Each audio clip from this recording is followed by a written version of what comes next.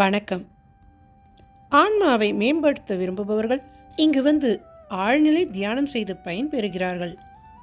உண்மையான வேண்டுதல்கள் தடையின்றி நிறைவேறுகிறது.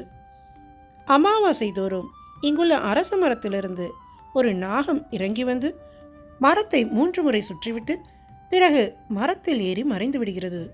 அத்தகைய சிறப்பு மிக்க அந்த சித்தர் யார்? அவருடைய ஜீவசமாதி எங்கு இருக்கிறது? வாருங்கள் பார்க்கலாம். அவர்தான் புதுச்சேரியை சேர்ந்த குரு சித்தானந்த சுவாமிகள்.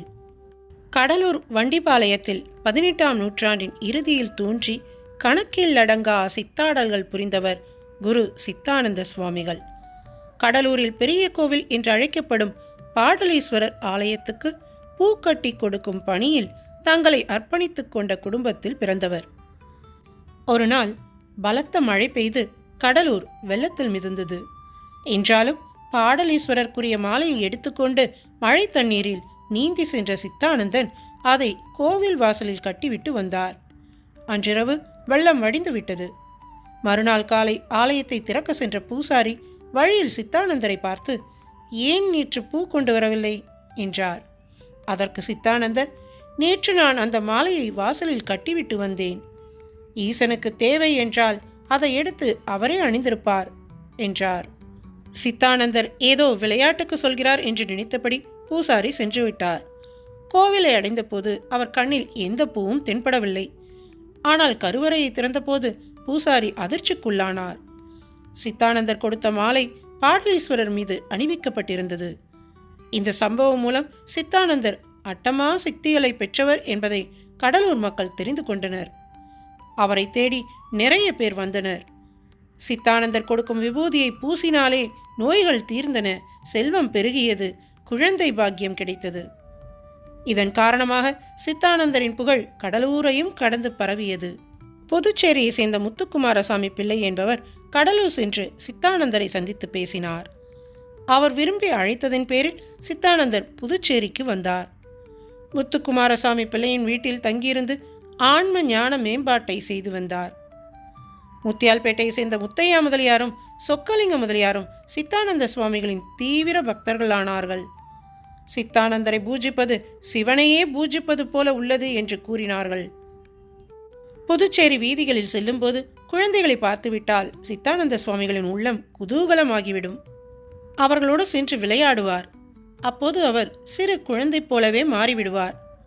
தன்னுடன் விளையாடும் சிறுவர் சிறுமிகளை மகிழ்விக்க அவர் நினைத்து பார்க்க முடியாத சித்தாடல்களை எல்லாம் அரங்கேற்றினார். மணலை அள்ளி சிறுவர்கள் கையில் கொடுப்பார். அது மிக்சராகவும் இனிப்பு வகைகளாகவும் மாறியிருக்கும். ஒரு தடவை சிறுமி ஒருத்தி விளையாடுவதற்காக சிறு பெட்டி நிறைய கூழாங்கற்களை சேகரித்து வைத்திருந்தாள். அந்த கூழாங்கற்களை எடுத்து ஒரு துணியை போட்டு மூடி சித்தானந்தர் திருப்பி கொடுத்தார். அந்த துணியை விலக்கி பார்த்த சிறுமிகள் ஆச்சரியத்தில் நம்ப முடியாமல் திகைத்தனர். அந்த பெட்டியில் இருந்த கூழாங்கற்கள் அனைத்தும் உயர் ரக சாக்லேட்டுகளாக மாறியிருந்தன. இத்தகைய அற்புதங்களால் சித்தானந்தரை எங்கே கண்டாலும் சிறுவர் சிறுமிகள் சூழ்ந்து கொள்வது வழக்கமாக இருந்தது. ஒரு தடவை சிறுவர்கள், மயிலம் முருகன் கோவில் விழாவுக்கு எங்களை அழைத்துச் செல்லுங்கள் என்று நச்சரித்தனர்.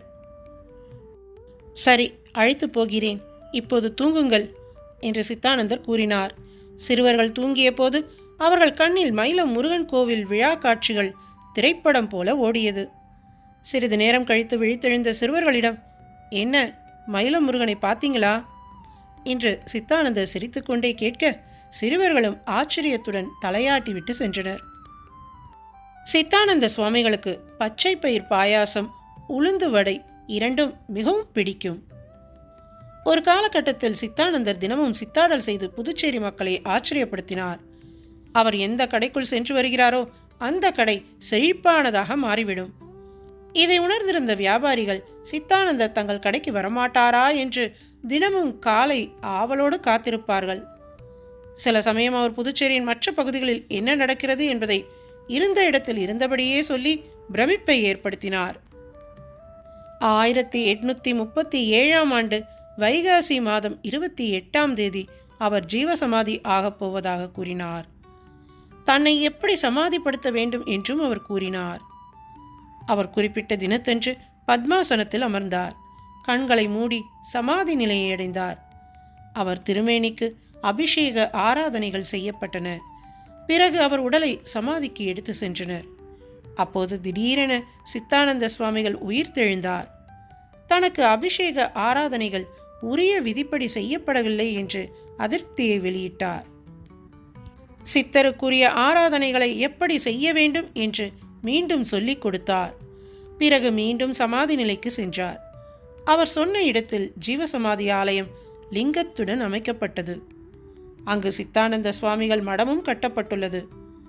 தென்பகுதியில் தெப்பக்குளம் ஒன்று வெட்டப்பட்டது. இந்த ஜீவசமாதி ஆலயம் மிகப்பெரிய ஆலயமாக திகழ்கிறது. நுழைவு பகுதியில் புதுச்சேரியில் உள்ள சித்த புருஷர்களின் சிலைகள் அழகுற அமைக்கப்பட்டுள்ளன. பாரதியார் சிலையும் உள்ளது. சுந்தர விநாயகர், தக்ஷணாமூர்த்திக்கு தனி சந்நிதிகள் உள்ளன. சித்தானந்த சுவாமிகள் உணவு உண்பதற்கு பயன்படுத்திய கருங்கல் அங்கு வைக்கப்பட்டுள்ளது. கர்ப்பிணி பெண்கள் அதில் அமர்ந்து சென்றால் சுகப்பிரசவம் நடக்கும் என்று நம்புகிறார்கள். ஆன்மாவை மேம்படுத்த விரும்புபவர்கள் இங்கு வந்து ஆழ்நிலை தியானம் செய்து பயன்பெறுகிறார்கள். சாதாரண மக்களுக்கு உண்மையான வேண்டுதல்கள் தடையின்றி நிறைவேறுகிறது. இங்கு நடக்கும் ஒரு பெரிய அதிசயம் என்னவென்றால், அமாவாசை தோறும் இங்குள்ள அரச மரத்திலிருந்து ஒரு நாகம் இறங்கி வந்து மரத்தை 3 முறை சுற்றிவிட்டு பிறகு மரத்தில் ஏறி மறைந்து விடுமாம். புதுச்சேரியில் நடிகர் திலகம் சிவாஜி கணேசன் சிலை அமைந்துள்ள கருவடி குப்பத்தில்தான் இந்த ஜீவசமாதி அமைந்துள்ளது. அனைவரும் வாழ்வில் ஒரு முறையேனும் இத்தலத்திற்கு வந்து இங்கு நடக்கும் இந்த அதிசயத்தை கண்ணார கண்டு இந்த சித்தானந்த சுவாமிகளின் அருளை பெற்று செல்லுங்கள். ஓம் நம சிவாய.